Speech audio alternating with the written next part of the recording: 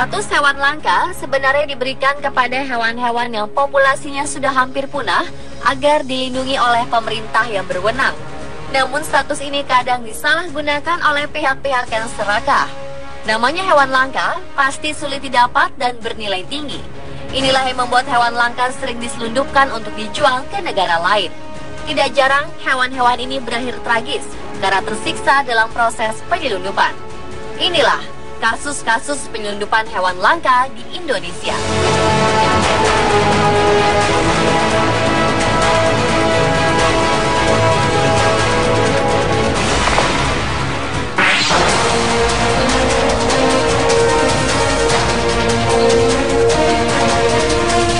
Kasus yang baru terjadi dan menjadi sorotan dunia adalah penyelundupan kakak tua jambul kuning yang tertangkap di Pelabuhan Tanjung Perak, Surabaya. 4 Mei 2015, polisi menerima informasi bahwa ada penyelundupan burung di KM Tidar yang sedang bersandar di Pelabuhan Tanjung Perak. Mendengar informasi ini, polisi langsung mengadakan razia di kapal itu. Satu persatu penumpang digeledah. Salah satu penumpang kapal tertangkap membawa 1 burung bayam dan kakak tua jambul kuning. Burung itu dimasukkan ke dalam tempat makanan dan disimpan di dalam kardus. Penumpang ini bernama Mulyono. Setelah menggeledah Mulyono, petugas juga menemukan sebuah tas besar yang ditinggalkan pemiliknya. Setelah dicek, di dalamnya ada 21 botol yang berisi burung kakak tua jambul kuning. Di dalam botol, burung-burung malang tersebut hanya bisa diam dan tidak bisa bergerak. Sekilas tidak terlihat apakah mereka masih hidup atau sudah mati. Setelah diperiksa, 11 diantaranya dipastikan mati, sisanya hampir kehabisan napas karena berada di ruang sempit selama perjalanan. Kondisi ini langsung tersebar ke seluruh dunia. Beberapa media asing menuliskan keprihatinan mereka tentang kejadian ini. Kakak tua jambul kuning merupakan hewan langka yang jumlahnya hanya 7.000 ekor saja di seluruh dunia.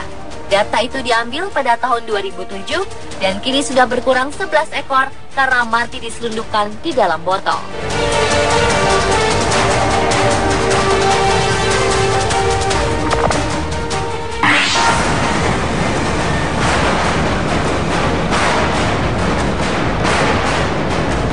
Sebanyak 460 ekor burung jenis jalak kebo dan trucuk hendak diselundupkan dari Palembang menuju Jakarta. Burung-burung ini disimpan dalam bagasi di sebuah bus. Ketika petugas keamanan mengetahui ini, mereka pun langsung mengejar bus berisi ratusan ekor burung langka ini. Sempat terjadi kejar-kejaran dengan bus saat penyergapan berlangsung, namun petugas berhasil menangkap bus ini. Sayangnya supir bus berhasil melarikan diri. Polisi langsung mengamankan burung-burung yang ada di bus ke pihak yang berwenang untuk diberikan perawatan.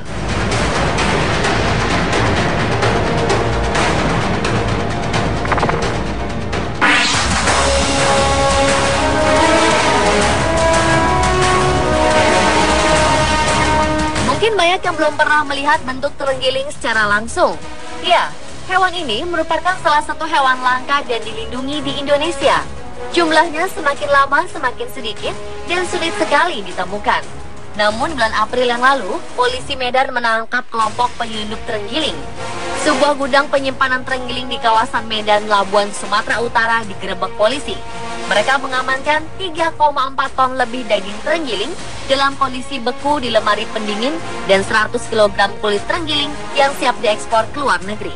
Tak hanya itu saja, terenggiling yang masih hidup juga dikemas untuk dikirim ke luar negeri. Hewan pemakan serangga ini biasanya dikirim ke Cina, Singapura, Thailand, Vietnam, dan Laos. Harganya cukup menjanjikan. Di pasar gelap internasional, 1 kilo daging terenggiling bernilai 4 juta rupiah. Sedangkan 1 kepik sisiknya dihargai Rp25.000. Selain dijadikan santapan di restoran, terenggiling juga menjadi bahan kosmetik dan obat kuat.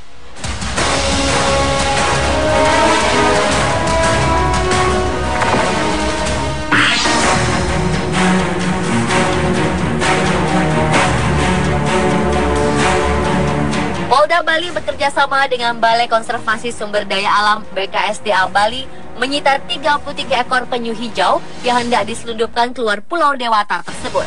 Penyu yang termasuk kategori hewan langka ini kemudian dirawat di penangkaran penyu di Pulau Serangan, Bali. Sebagian akhirnya bisa dilepaskan ke habitat aslinya karena sudah cukup kuat. Penyu ini diduga hendak diekspor ke luar negeri seperti Hong Kong, China, dan Vietnam. Satu ekor penyu bisa dijual dengan harga ratusan juta rupiah. Kondisi inilah yang mengancam kelangsungan hidup penyu-penyu langka di Indonesia.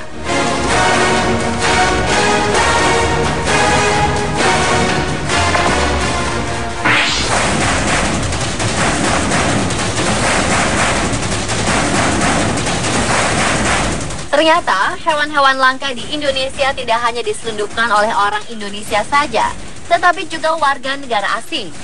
Sejumlah satwa yang dilindungi berhasil diselamatkan dari seorang warga negara Jerman yang hendak menyelundupkan mereka dengan cara dibius dan dimasukkan ke dalam koper besar. Satwa langka yang hendak diselundupkan diantaranya cendrawasih, kakatua raja, dan burung paruh said. Beberapa dari hewan malang tersebut ditemukan sudah tidak bernyawa karena kurang oksigen. Sebelum kejadian ini, ada juga warga negara asing yang hendak menyelundupkan orang utan, siamang, owa Jawa, dan kukang lewat Bandara Soekarno-Hatta. Mereka akhirnya ditahan dan paspornya disita untuk diperiksa lebih lanjut. Mereka terancam undang-undang tentang konservasi sumber daya alam hayati.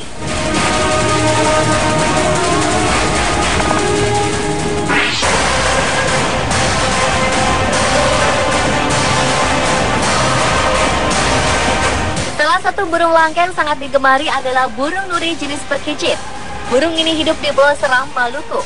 Seorang warga Socah, Bangkalan, Jawa Timur mencoba menyelundupkan burung langka ini ke Pulau Jawa, namun nyata ini tercium oleh Polda Jawa Timur. Polisi Air Jawa Timur mengamankan penyelundup bernama Imam Ghazali di Pelabuhan Tanjung Perak, Surabaya, Jawa Timur. Pria yang juga seorang jurumudi sebuah kapal motor ini tidak bisa melarikan diri dari cegatan petugas. Namun salah satu anak buahnya berhasil lolos ketika petugas tengah menggeledah kapal milik Imam. Imam mengaku dia berniat menjual burung langka ini di pasar burung seharga Rp30.000 hingga Rp130.000. Untuk mengelabui petugas, mereka menyimpan burung-burung ini di kamar mesin.